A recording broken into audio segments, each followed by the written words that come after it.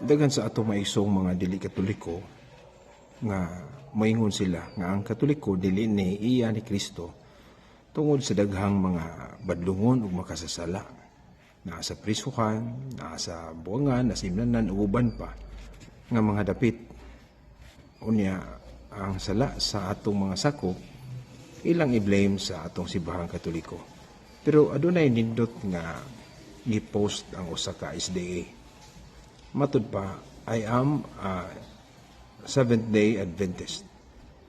Adventist is perfect, but I am not. If I make a mistake, blame it on me, not on my religion.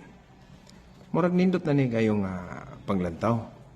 Pero nasayod ta nga ang ato maigsuon sa SDA, gani mga pastor ang uban, usa sa ilang pangatarungan nga simbahang katoliko dili iya ni Kristo tungod kay mga makasasala.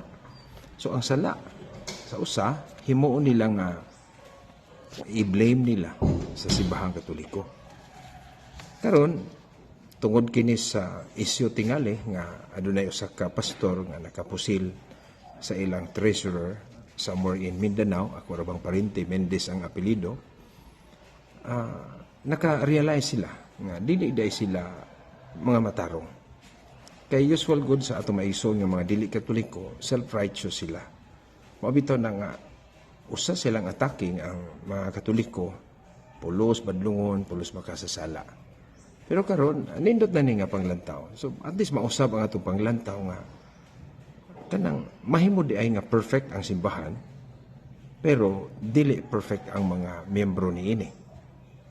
Ang naka-perfect sa simbahan kung kana tinuko ni Kristo. Mabitaw nga sa ilang atake ngano kunong gitawag tag one holy Catholic Church. Holy nganong holy nga daghan man makasasala. Pero niya sa SDA niya perfect ang simbahan pero dili perfect ang miyembro.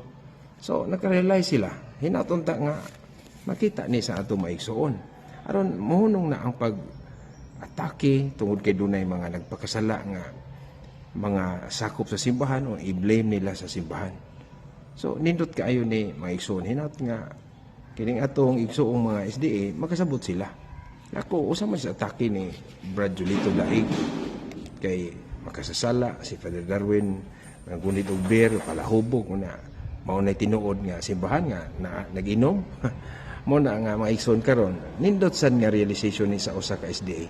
I am a Seventh-day Adventist. Adventist is perfect, but I am not. If I make a mistake, blame it on me, not on my church or my religion. Wala maigsuon, good realization. God bless.